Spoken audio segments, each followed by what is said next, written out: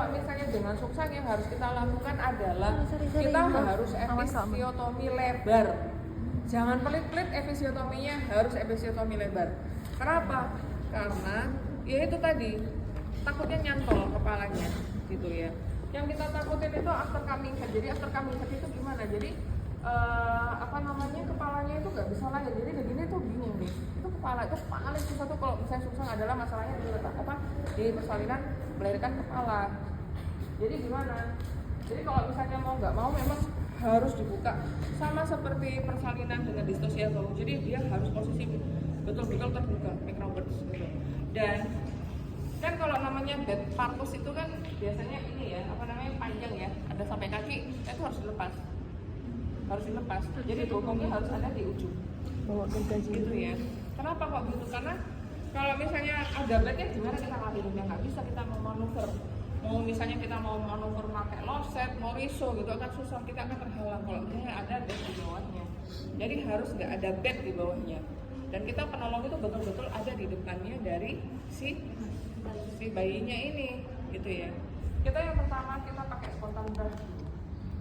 Gimana spontan bra? Jadi jangan pernah melahirkan sungsang dengan kondisi VT pembukaan belum lengkap. Jangan coba-coba karena pasti nyantol. Jadi harus betul-betul nggak ada sisa sama sekali di septiknya. Gitu ya. Kalau untuk kita VT harus betul-betul full, nggak ada sisa apapun di sampingnya. Di samping septik betul-betul pembukaannya sudah lengkap. Kalau sudah, gitu ya. Yang pertama kita harus identifikasi dulu kan pastinya. Ini bokong murni, apa ada bokong kaki, gitu ya. Nah ini harus dilihat. Karena akan berbeda sekali kita mau pakai apa tindakan kita, gitu ya. Kalau misalnya ternyata bokong kaki, nah itu kan biasanya kan takutnya juga nyantol ya, bokong kaki. Makanya sebenarnya di objin sendiri, kalau misalnya kita menemukan compound presentation dalam sungsang, apakah kalau presentasi bokong kaki masih bisa ya, tapi kalau misalnya presentasinya betul-betul kaki, ya double foot link itu tidak boleh. Kenapa kalau nggak boleh? Karena kalau nggak ada bagian besar yang membuka jalan lahir gitu. Beda kalau misalnya ada bokong-bokong kan masih besar ya, jadi dia masih bisa membuka jalan lahirnya gitu. Jadi dia masih betul-betul bisa terbuka jalannya. Nah, jadi caranya gimana? Jadi kalau misalnya ini kita pakai yang masih bokong kaki, presentasi bokong murni ya. Kalau bokong murni itu ini biasanya kita PT biasanya ketemu apa? Ada anus, terus ada bagian lunak keduanya. Tidak ada refleks mengenyut. Kalau ada refleks mengenyut kita curiganya memang itu adalah mulut, jangan muka, presentasi muka gitu ya. Karena tuh bingung kan, misalnya bayinya gembul gitu, dipikir tuh bokong ternyata pipi, itu ada kayak gitu. Terus pernah kan dirujuk dengan presentasi sungsang, waktu saya lihat, lah ini mulut ini, jadi ternyata memang presentasi muka gitu ya. Cuman ya gitu, bibirnya saya bilang karena sering di PT jadi bibirnya lahirnya nyonyor gitu kan. Jadi kayak dikasih filler gitu. Gitu. Itu terus kalau pastikan kalau misalnya dengan spontan bra semua kekuatannya adalah dari ibu. Gitu ya. Dari ibu, jadi dia hisnya harus bagus gitu. Harus betul-betul kekuatannya juga kekuatan dari ibu. Ibunya nggak boleh exhausted, nggak boleh capek ya. Jadi kesulitan kita selalu kalau misalnya dalam persalinan abnormal itu ya, persalinan patologis tuh kayak gitu ya. Jadi kasusnya di sana. Dan dalam sungsang kita tidak boleh melakukan oksitosin drip untuk merangsang kontraksi. Hati-hati. Kenapa? Karena kalau misalnya ada kepala di sana, dia dengan kontraksi kepalanya justru terjepit, yang terjadi adalah dia bisa terjadi hipoksia. Ya, jangan pernah ngedrip dengan posisi patologis, ya, gitu, ya. Oke, kita mulai dari persalinan bra. Kita tuh biasanya posisi kita adalah betul-betul di depannya si ininya. Kayaknya dari samping aja apa biasanya gimana ya enaknya ya?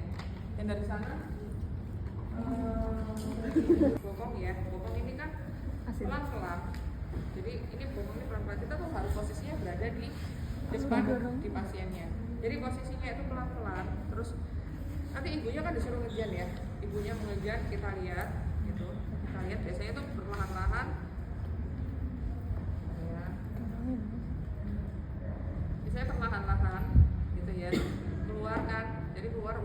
keluar. Nah, jadi kedua tangan kita itu jembeng itu buka ya, buka jalan lebar. Enggak gini. Membantu untuk melebarkan, gitu ya. Membantu melebarkan supaya jalannya itu lebih bebas, lebih lebar, jadi lebih mudah turun. Gitu. Jadi kita melebarkan jalan lahirnya. Ya, lebarin jalan lahirnya, nanti kan dia lama-lama bisa turun ya. Oke. Kalau misalnya sudah kelihatan bokongnya, nanti dia akan pelan-pelan turun. Biasanya kalau misalnya bokong murni kan kakinya lurus ke depan ya. Jadi kalau kakinya lurus ke depan begini. Nah, begitu sudah kelihatan tali pusat di sini, tali pusatnya harus kita kendorin dulu. Tali pusatnya kita kendorin dulu, supaya nggak menghalangi dan dia tidak terkompresi. Gitu. Jadi dikendorin dulu tali pusatnya, dan nggak menghalangi proses jalannya turun. Nah, kalau sudah, ini kan turun ya, turun. Oke. Biasanya tuh kita tunggu aja tangannya gitu, tangannya lahir. Kalau misalnya ada kesulitan tangannya, kita pakai manuver. Apa yang pertama? Defender tuh begini, jadi caranya defender tuh sebenarnya hampir mirip seperti love set ya. Jadi dia ini diluruskan terus kemudian jadi diturunin ke bawah, Jadi terus kemudian kita usap di tangannya. Kemudian kita usap lagi, kita turunin lagi ke bawah, terus kemudian kita lepasin. Habis itu baru kita hiperlordosis, terus kita keluarin kepalanya. Biasanya kalau ini ya, jadi nanti ada yang bantu kita. Kepalanya. Kalau persalinan susahnya itu memang sebaiknya dengan 2 orang ya, karena yang satu itu membantu untuk melebarkan jalan lahirnya. Ya, jadi untuk mempermudah supaya kepalanya bisa lahir. Oke, ini yang pertama, pakai spontan dengan defender ya, defender. Oke, yang kedua, gimana kalau lopset? Kalau lopset itu, misalnya begitu bayinya baru lahir, ya, oke lahir, kemudian kelihatan kaki. Ingat ya, kita kalau misalnya megang pinggangnya itu, yang pertama tadi yang waktu spontan grab itu, ini megangnya ya, megangnya itu ya. Jadi gini kita, posisinya begini. Supaya waktu kita bisa hiperlordosis, tangan kita posisinya begini. Itu ya, itu kalau misalnya hiperlordosis, jadi kayak gitu. Nanti dan kita tetap harus ada linen yang untuk memegang pinggang karena licin.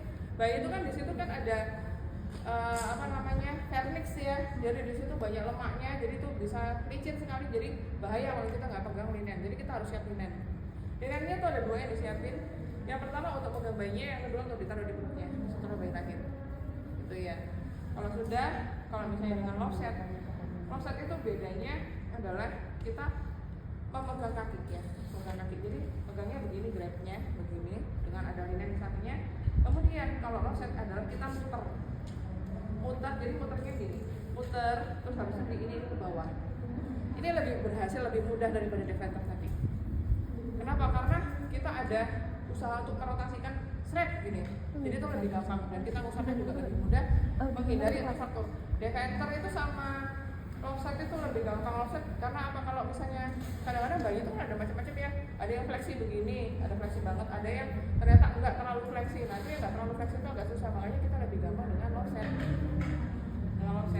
Nah ini kita agak putar begini ya, kita rotasikan, baru kita usap. Biasanya usapannya tuh enggak ini defender, kalau defender usapnya tuh lebih jauh, kalau lopset enggak, dia akan lebih pendek sehingga lebih mudah. Kemudian yang satunya juga sama, kemudian dilahirkan hiperlordosis. Beda kalau misalnya kita mau lopset pakai Moriso itu biasanya ternyata ini ya, kepalanya mungkin agak-agak nyantol gitu ya. Nah jadi kita bisa posisi namanya, kalau kita bilang namanya posisi kuda-kuda. Dia yang kayak naik kuda, tangan kita jadi kudanya gitu ya. Jadi begini ya, jadi begini. Terus nanti 2 jari kita ini yang sebelah kiri itu masuk ke mulutnya dia. Kemudian dia tangan kanan refleksikan, terus kemudian melahirkan. Adukkan, tabungannya rapat ujungnya ini perawan ujungnya. Itu ya. Itu kalau pakai perasat Moriso. Gitu ya. Ini Upin Ipin ya. Iya.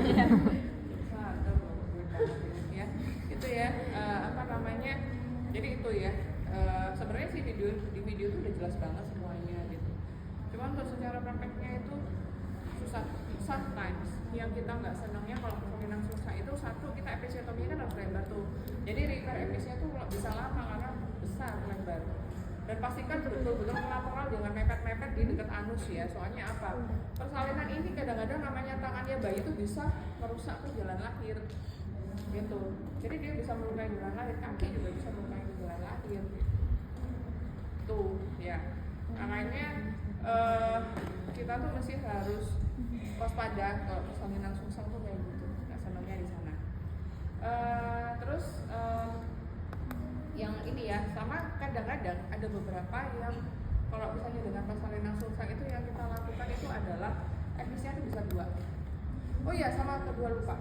Sebelum kita lakukan persalinan susah, pastikan VU-nya kosong supaya nggak after coming head, kepalanya nggak nyantol ya. Jadi kalau misalnya pastikan misalnya pasien itu udah pembukaannya sudah mau menjelang mau lengkap, kosongkan dulu VU-nya, baru kita pimpin persalinannya itu ya. Itu terus yang kedua itu kalau misalnya kadang-kadang tuh yang nggak senang tuh juga atasnya nih yang di dekat VU tuh juga bisa ada cedera di sana gitu. Itu jadinya minta ampun itu kalau udah kayak gitu. Makanya persalinan susah itu destruksinya banyak sekali gitu ya. Nggak senangnya di sana. Dan jangan lupa ibunya tuh harus kooperatif, nggak boleh bingung gitu ya. Terus habis itu juga pastikan bokongnya tuh betul-betul ada di ujung meja patus gitu ya. Jadi biar nggak susah lahirnya. Dan setelah lahir kan di linen ya, baru bayi ditaruh di atas, baru kita potong tali pusat ya, dan perawatan bayi dan sebagainya ya.